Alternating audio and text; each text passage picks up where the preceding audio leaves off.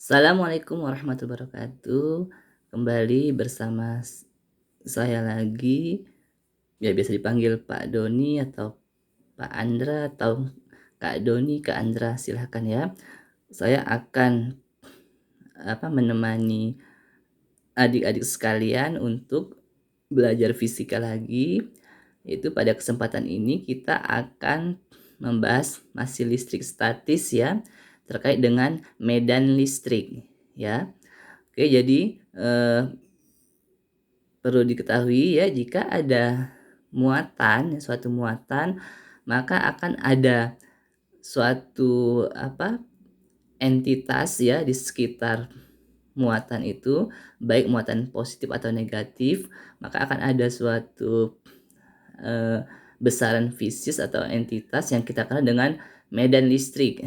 Yang mana, muatan ini kalau muatannya positif akan memancarkan menjauhi ya, apa, medan listriknya. Jadi semakin jauh dari sumber dari muatan ini, maka medan listriknya semakin mengecil mengecil mengecil hingga nol, hingga pada suatu titik di mana tidak ada lagi pengaruh dari medan muatan ini ya. Sama kalau yang negatif, medannya menuju masuk ya arahnya ya, lihat vektornya gitu ya. Jadi ini nanti, eee, arah vektor ini juga nanti sangat sangat penting, perlu dipahami supaya ketika kita menghadapi persoalan terkait dengan medan listrik akan lebih mudah kita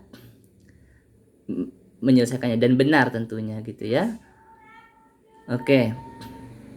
Nah, kalau ada beberapa muatan ya, ada beberapa muatan tersebar di sini. Nah, maka ketika kita ingin meninjau suatu medan di suatu titik, katakanlah di titik P ini ada muatan Q1, Q2, Q3, Q4, dan Q5, dan kita ingin meninjau medan di titik P ini, tentunya medan di titik P ini merupakan akumulasi atau superposisi dari ya, gabungan dari beberapa medan yang dihasilkan oleh muatan-muatan yang ada tersebut ya. Jadi di titik P ini terpengaruh oleh medan Q2, Q4, Q1, dan Q5, Q3 gitu. Jadi semua berpengaruh ya. Kalau radiusnya jaraknya masih maksudnya masih sebagaimana yang saya katakan tadi. Jadi ada titik di mana tidak terpengaruh lagi. Ini kita anggap masih ada pengaruh dari medan ke semua muatan sumber tersebut ya. Oke.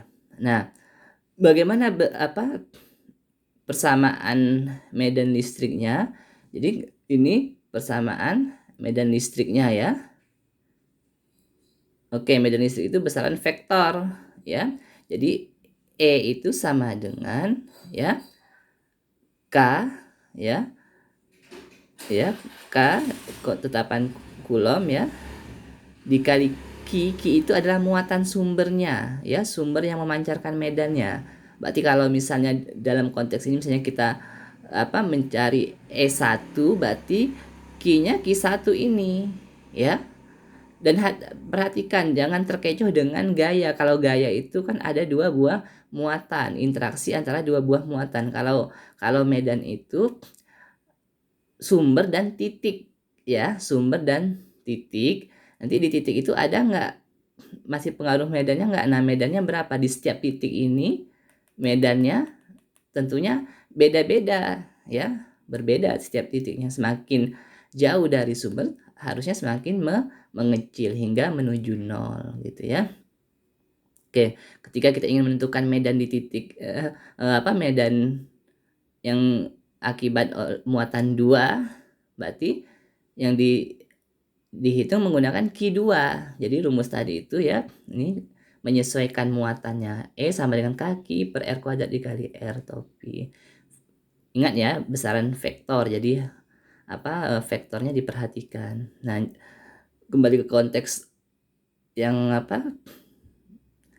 beberapa muatan tadi ini ya, maka medan listrik di titik P secara umumnya kita tulis jumlah dari ya medan listrik yang dihasilkan oleh muatan 1, 2, 3 dan seterusnya sampai ke 5 ya. Kita rumuskan seperti ini ya. Oke.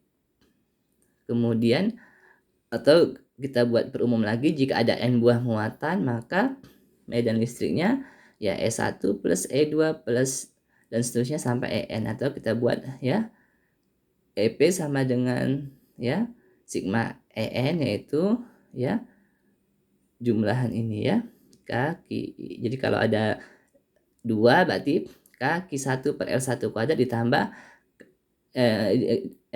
R1 topi ditambah kaki 2 per R2 kuadrat R2 topi dan seterusnya kalau ada N yang sampai N gitu ya. Jadi ini rumus umumnya.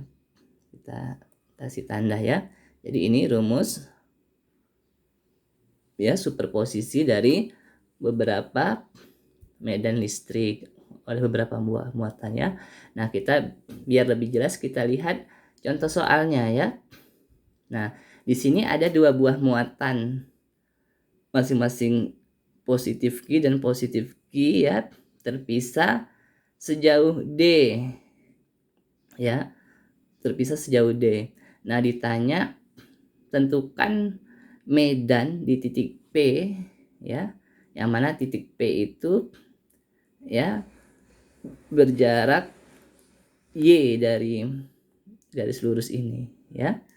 Atau kalau misalnya kita mau sajikan dalam sistem koordinat juga boleh ya, sistem koordinat Cartesian ya. Nah, oke, coba kita perhatikan ya gambar ini ya di titik P. Maka di titik P ini akan ada 2 medan ya, yaitu medan yang dihasilkan oleh Q, ini katakanlah Q satunya, ini medan yang dihasilkan oleh Q 2-nya ya. Nah, karena muatan ini kan kalau kita lihat segitiga ini kan sama kaki ya. Artinya jarak antara titik ini ya 1 dengan P ini dan titik 2 dengan P ini sama jaraknya. Ya, hati-hati kita berbicara jaraknya. Tapi kalau berbicara vektornya beda ya, arahnya berbeda. Ya, vektor posisinya berbeda. Kalau kita gambarkan vektor posisinya kan begini jadinya. Ya. Yang ini jadinya begini vektor posisinya, maaf. Ya. Nah, tapi kalau besarnya sama, nilainya sama ya. Nah, kemudian muatannya sama ya, besarnya muatannya sama, jaraknya sama, tapi arah vektor medannya bukan berlawanan, berbeda arahnya ya, berbeda. Besar medannya juga harusnya sama ya, karena jaraknya sama, kembali ke persamaan tadi, jaraknya sama, besar muatannya sama, maka besar medannya juga sama tapi arahnya yang berbeda gitu ya, karena medan besaran vektor ya. Nah, sekarang bagaimana kita, berarti kan ini medan di titik P itu adalah superposisi dari 2 buah medan ya, E1 dan E2. Nah, sekarang bagaimana kita menghitung besarnya medan di titik P ya. Tidak hanya besarnya, vektornya juga kita lihat ya. Nah, sekarang kita misalnya mau meninjau vektornya ya. Oke, sekarang kita lihat vektor posisi ya. Vektor posisi relatif titik P terhadap muatan Q, kita buat RP1 yaitu RP dikurang R1 ya. Yang mana RP itu misalnya kita pakai sistem koordinat XY di sini ya. Maka RP-nya itu adalah setinggi ini 0,0-nya di sini. Ini 0,0-nya di sini. Jadi setinggi berapa? Y ya. Berarti hanya pada sumbu Y, berarti hanya ke arah YJ. Ya. YJ. Nah, sementara dikurang R1. R1-nya mana? R1-nya ini, titik 1. Ini di mana letaknya? Kalau sepanjang ini D, berarti ini setengah D ya. Ini setengah D, yang ini juga setengah D, tapi ini negatif ya. Jadi min D per 2 I gitu ya. Oke, sehingga RP1-nya D/2I/YJ gitu ya. Oke. Nah, RP2-nya bagaimana? RP2-nya tidak lain ada RP dikurang R2 yaitu vektor posisi relatif titik P terhadap muatan Q2 ya. Nah, titik P-nya tadi di Y, J koordinatnya, kemudian dikurang R2 itu di positif setengah D ke arah I, berarti min setengah DI. Sehingga RP2-nya min D/2I ditambah YJ. Mudah-mudahan untuk menentukan vektor posisinya bisa dimengerti ya. Nah, kita sudah dapat vektor posisi RP1 ini RP2-nya. Kemudian kita butuh besarnya. Besarnya RP1 ya, tinggal di ya masing-masing komponen kita kuadratkan ya. Ya, D/2 kuadrat ditambah Y kuadrat di akar ya. Jadi kalau ada ingat ya, ada vektor R sama dengan misalnya AI plus BJ, maka besarnya R itu apa? Akar A kuadrat plus B kuadrat. Kalau ada tiga komponen misalnya plus CJ, maka plus C kuadrat ya diakarkan ya. Oke. Nah, selanjutnya ya, kita dapat besarnya RP1-nya seperti ini ya. Tinggal dipahami lagi vektornya ya. Kemudian RP2-nya juga dapat kan otomatis ya. RP2-nya ini ya. Ini RP1-nya ya. RP2-nya sama kan tadi seperti yang saya katakan bahwa RP1 sama dengan RP2 ya, besarnya sama tapi vektornya berbeda. Vektornya lihat ini beda vektornya ya.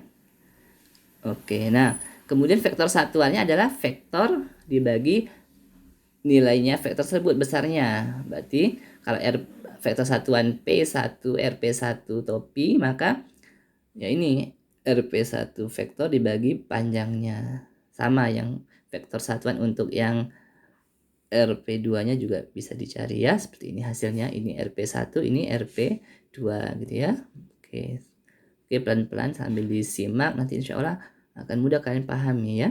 Nah, selanjutnya berarti medan listrik di titik P adalah jumlahan dari medan listrik di titik P akibat muatan 1 dan medan listrik di titik P akibat muatan 2, EP1 tambah EP2 ya.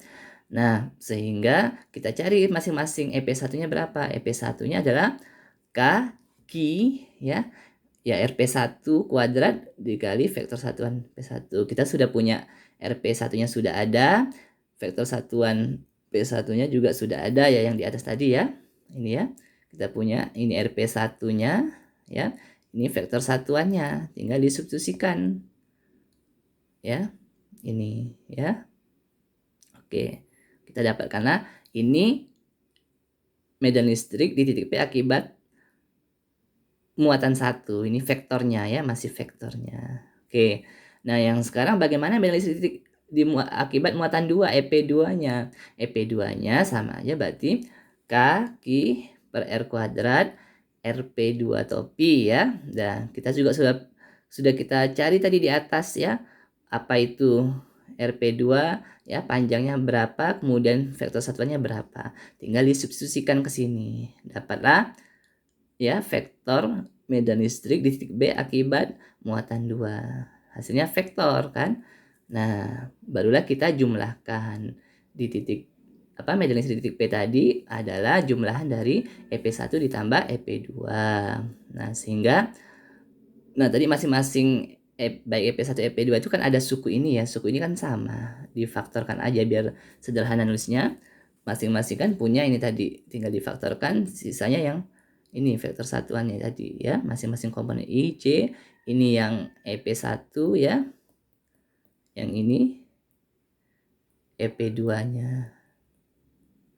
Ya, komponen EP2-nya ya, dikali ini ya. Masing-masing dikali ini kan.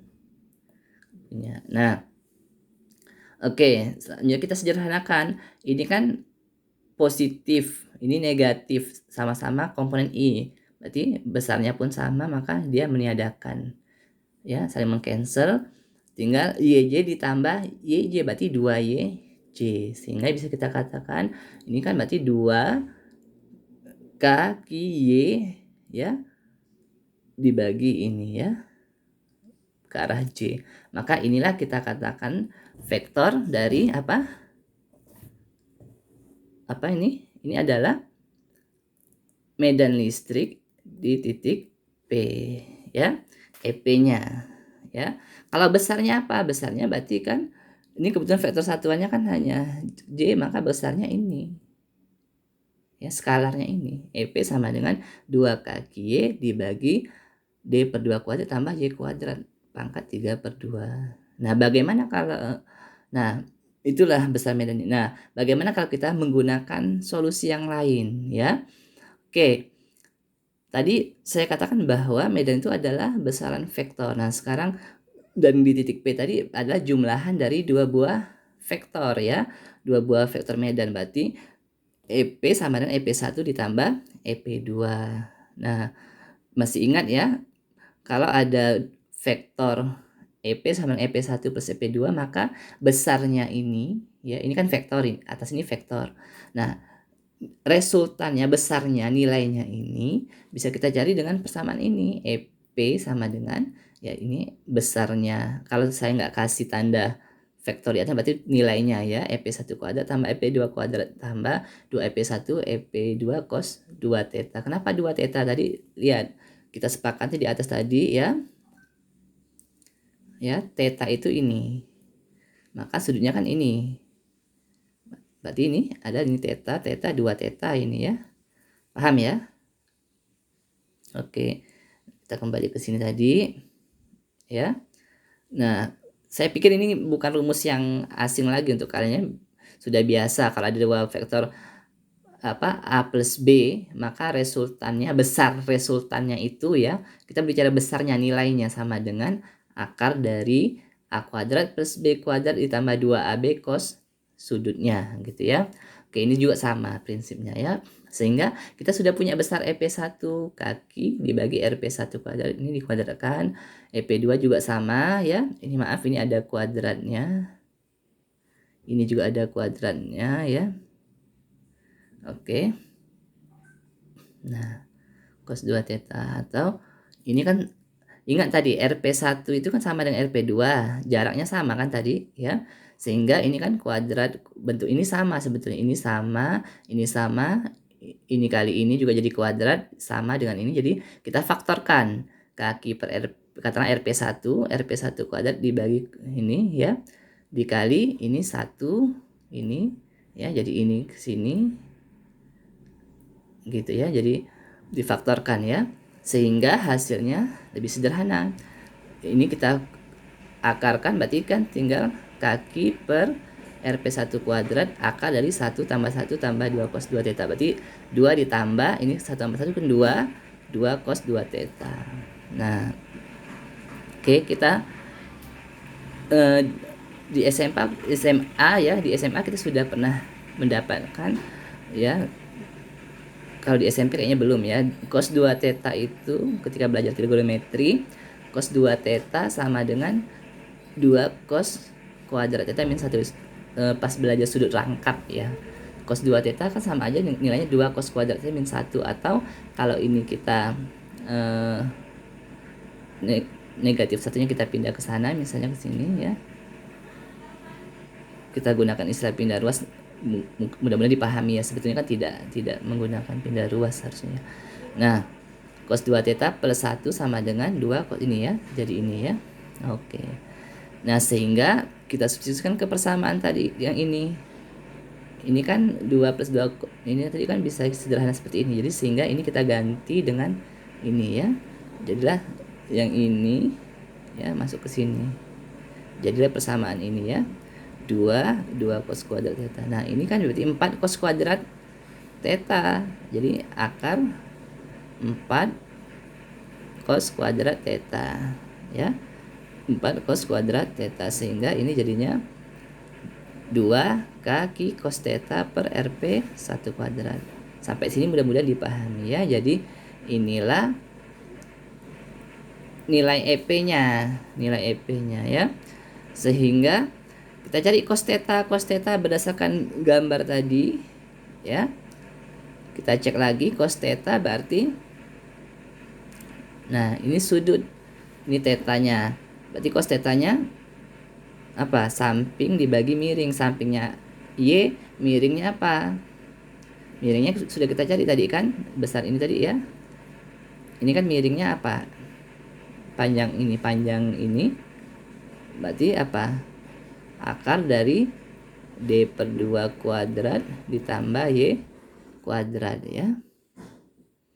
Oke, sehingga cos tetanya adalah ya, cos tetanya seperti ini. Ini cos theta. Coba dicerna lagi gambar tadi ya, kita dapatkan cos tetanya seperti ini. Sehingga disusunkan ke sini nilai cos tetanya kita dapatkan 2 kaki per ya D per 2 kuadrat plus Y kuadrat dikali ini cos tetanya, hasilnya ini ya. Oke, EP-nya ini ya. Samakan dengan yang ini ya, terbukti ya dengan cara yang pertama tadi, EP-nya sama. Nah, kita sudah dapat nilainya, vektornya gimana arahnya? Ya, arahnya bagaimana? Kita lihat dari ininya apa? Dari gambarnya kan? Ya kan? Begini itu tadi. Ya. Kalau kita ini. Nah, ini kan kalau diproyeksikan ke sini, ini ke sini, kan besarnya sama. Berarti ini kan mengcancel. Berarti ini hanya proyeksi ke sini ya. Ada 2 ya, berarti oleh ini dan ini jadi ada 2 di sini gabungan. Nah, ini kan arahnya, berarti arahnya ke J ya. Hanya satu arah ke J. Nah, kita juga punya alternatif lain dengan analisis dengan melihat vektornya ya, seperti yang saya jelaskan di awal tadi ya, bahwa ya ini ya EP ya, ini kan kita uraikan ada 2 buah medan, ini EP1 EP2 ya. Kemudian ini kita proyeksikan ya ke sini. Ini proyeksikan pada sumbu Y kan, ini juga ada ya, ada 2 ya berarti sini kan. Nah, berarti ini kan besarnya sama, arahnya yang berlawan, ini berarti mengcancel kan ini. Nah, hanya ada 2 ini gabungan, berarti sama aja mengatakan apa? Ya. Sama aja mengatakan EP-nya ya. EP-nya sama dengan ya EP1 Y ya ditambah EP1Y, arahnya kemana? Sorry, EP1Y ya, EP1Y arahnya kan ke arah Y, ke J berarti ya, ditambah EP2Y ke arah J. Ini maksudnya apa? Proyeksi ya medan P1 pada sumbu Y ya, ini proyeksinya, bukan dikali Y, ini indeks ya. Ini indeks ini. Ya. Nah, kita tahu besarnya sama kan ini. Maaf, ini nggak perlu saya tulis vektor lagi ya, besarnya aja. Jadi ini besarnya aja. Ya. Nah, kita ingat tadi ini bukan besarnya sama. Ini sama besarnya ya. Maka nilainya sama aja mengatakan apa ya, 2 katakanlah EP 1, sorry nanti dipikir energi potensial ya, EP1Y ke arah J. Nah, apa itu EP1? Berarti kan 2 apa EP1 cos theta ya. Kenapa cos theta? Ini tadi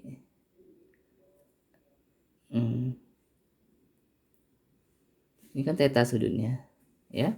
Maka proyeksi ini ke sini adalah yang ini adalah EP1Y cos theta ya. Oke, yang salah. Oke, ke arah J. Maka hasilnya ada 2 EP1 itu apakah Q per apa?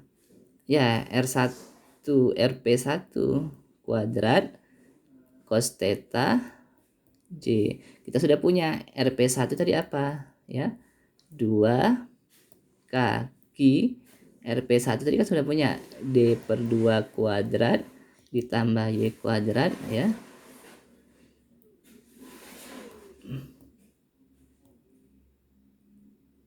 Pangkat setengah ya. Oke. Dikali cos theta. Cos theta itu apa? Y per sorry. Kalau yang RP1 kuadratnya kan nggak pangkat setengah lagi karena udah ini ya dikuadratkan lagi ya. Ini baru yang pangkat setengahnya ya. Berarti ini maaf. Ini J per 2 kuadrat ditambah Y kuadrat pangkat setengah ke arah J, sehingga ya kita sederhanakan berarti kan 2 kaki Y dibagi yang ini pangkat 1 ditambah setengah, berarti ini ya D per 2 kuadrat plus Y kuadrat ini pangkat 3 per 2 ke arah J. Oke ya, ini ya medan listrik di titik P oleh 2 buah muatan ini. Ya sama hasilnya ya. Jadi banyak cara kita meninjau sistem tadi ya, sehingga kita bisa menentukan besarnya medan listrik di suatu titik oleh baik itu oleh satu muatan atau 2 muatan atau banyak muatan. Nah, perlu diketahui muatan yang kita tinjau ini masih muatan diskrit. Untuk muatan yang kontinu ya akan ada pembahasan lebih lanjut ya. Oke ya, mudah-mudahan bisa dipahami sedikit yang saya sampaikan ini, semoga bermanfaat ya. Coba dipahami lagi konsep apa terkait dengan muatannya, terkait dengan gaya Coulomb, medan listrik, dan yang penting juga adalah pemahaman Anda terkait dengan vektor gitu ya, sehingga jika piranti matematisnya berupa analis vektornya kalian pahami, itu akan sangat membantu kalian dalam mengerjakan berbagai permasalahan fisika ya, karena banyak di besaran-besaran di fisika itu merupakan besaran vektor. Jadi ketika kita meninjaunya akan lebih mudah jika kita memahami konsep vektornya gitu ya. Oke, demikian yang bisa saya sampaikan, mudah-mudahan bermanfaat. Kurang lebihnya saya mohon maaf, mohon dikoreksi kalau ada hal-hal yang dari penyampaian saya ada yang keliru ya. Kritik dan saran yang membangun sangat saya harapkan ya. Wassalamualaikum warahmatullahi wabarakatuh.